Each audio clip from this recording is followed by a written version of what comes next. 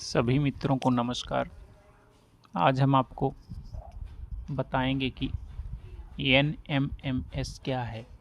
NMMS का मतलब होता है national means cum merit scholarship scheme. Hindi में इसे राष्ट्रीय आय एवं योग्यता आधारित परीक्षा कहते हैं। यह प्रतियोगिता भारत के सभी राज्यों द्वारा आयोजित की जाती है। अलग अलग राज्य अलग अलग परीक्षा आयोजित कराते हैं। कक्षा 8 में पढ़ने वाले छात्र जिस राज्य में निवास करते हैं वो अपने राज्य की राष्ट्रीय आय एवं योग्यता आधारित परीक्षा में सम्मिलित होते हैं। यह परीक्षा उत्तर प्रदेश में परीक्षा नियामक प्राधिकारी एलनगंज प्रयागराज आयोजित कराता है। इसकी official website Uttar Pradesh NMMS की हम बता रहे हैं entdata.co.in है। 2023-24 के लिए यह परीक्षा, इसका नोटिफिकेशन हम खोले हुए हैं उत्तर प्रदेश का। इसमें देखिए लिखा है राष्ट्रीय आय एवं योग्यता आधारित छात्रवृत्ति योजना परीक्षा 2023-24 दिनांक 8 नवंबर 2022 को प्रदेश के सभी जनपदों में निर्धारित परीक्षा केंद्रों पर आयोजित किया जाना है। इस परीक्षा हेतु ऑनलाइन आवेदन 29 अगस्त 2022 से प्रारंभ है। ऑनलाइन आवेदन की अंतिम तिथि 24 सितंबर 22 बताई गई है। परीक्षा के लिए आवेदन केवल ऑनलाइन माध्यम से हो जाएगा। डाक या ऑफलाइन माध्यम से आवेदन स्वीकार नहीं किया जाएगा।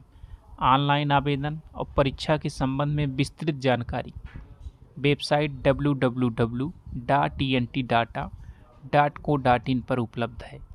राष्ट्रीय आय एवं योग्यता आधारित छात्रवृत्ति योजना परीक्षा 2023-24 में वे छात्र छात्राएं सम्मिलित हो सकते हैं जिन्होंने, देखिएगा लिखा हुआ 2021-22 में कक्षा 7 की परीक्षा पास की हो।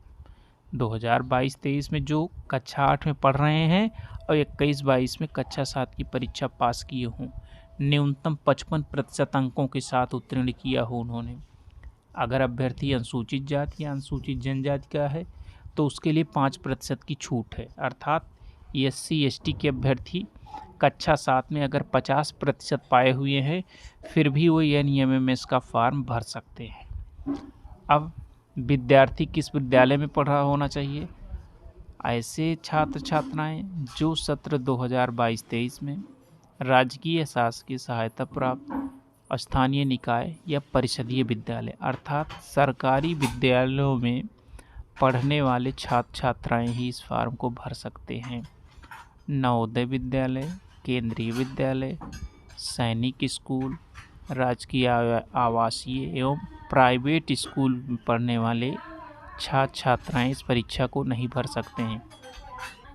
मित्रों, इस परीक्षा का उद्देश्य गरीब परिवार के सरकारी विद्यालयों में आने वाले छात्र छात्राओं के लिए है जो कक्षा 8 के बाद पढ़ना नहीं चाहते हैं, तो उनको प्रोत्साहन या पुरस्कार के स्वरूप 12,000 रुपये प्रतिवर्ष की राशि दी जाती है। कक्षा 8 में पढ़ने वाले विद्यार्थी इस परीक्षा में अगर उत्तीर्ण होते हैं तो उनको प्रतिवर्ष 12,000 की सहायता दी जाएगी। कक्षा 9 में 12,000 पाएंगे, 10 में 12,000 पाएंगे, कक्षा 11 में 12,000 और कक्षा 12 में 12,000 पाएंगे। इसकी शर्त बस इतनी ही है कि बच्चा 9, 10, 11, 12 में सरकारी विद्यालय में ही पढ़े। अगर प्राइवेट विद्यालय में पढ़ेगा तो उसको ये राशि नहीं मिलेगी। अब देखिए, इस परीक्षा को भरने के लिए छात्र छात्राओं के अभिभावकों की वार्षिक आमदनी या वार्षिक आय 3,50,000 रुपये ज़्यादा ना हो। 2022-23 में कक्षा 8 में बच्चा पढ़ता हो और अभिभावक की वार्षिक आय 3.5 लाख से ज़्यादा नहीं होनी चाहिए। इस परीक्षा के लिए किसी भी प्रकार का शुल्क बच्चों से नहीं लिया जाएगा। क्या क्या इसमें अपलोड करना है? आवेदन करते समय अभ्यर्थी को तहसीलदार या सक्षम अधिकारी द्वारा बनाया गया आय प्रमाण पत्र अपलोड करना होगा। तहसील से आय प्रमाण पत्र बन जाते हैं।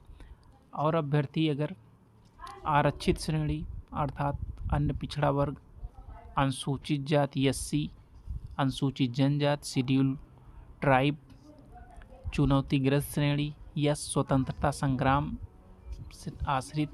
चुनौतीग्रस्त का मतलब होता विकलांग अभ्यर्थी। इस प्रकार के अगर अभ्यर्थी हैं तो उनको सारे प्रमाण पत्र वेबसाइट पे अपलोड करने होंगे। विकलांग अभ्यर्थी है तो उसे विकलांग प्रमाण पत्र अपलोड करना होगा, जाति प्रमाण पत्र अपलोड करना होगा, आय प्रमाण पत्र सभी को अपलोड करना आवश्यक है।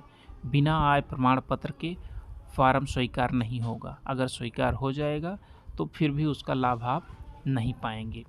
यहाँ लिखा गया कि आवेदन के साथ आरक्षण प्रमाण पत्र, कहने का मतलब SC ST OBC का प्रमाण पत्र अगर आप अपलोड नहीं करते हैं तो उस अभ्यर्थी को सामान्य श्रेणी का अभ्यर्थी माना जाएगा। इस परीक्षा में कुल 2 प्रश्न पत्र होते हैं। पहले प्रश्न पत्र का नाम है मैट। मैट में कुल 90 प्रश्न होते हैं 90 मिनट के। दूसरा है सेट, उसमें भी 90 प्रश्न 90 मिनट, अर्थात संपूर्ण परीक्षा में 180 प्रश्न होता है, 180 मिनट में करना होता है, अर्थात 3 घंटे में करना होता है। पहला प्रश्न मासिक,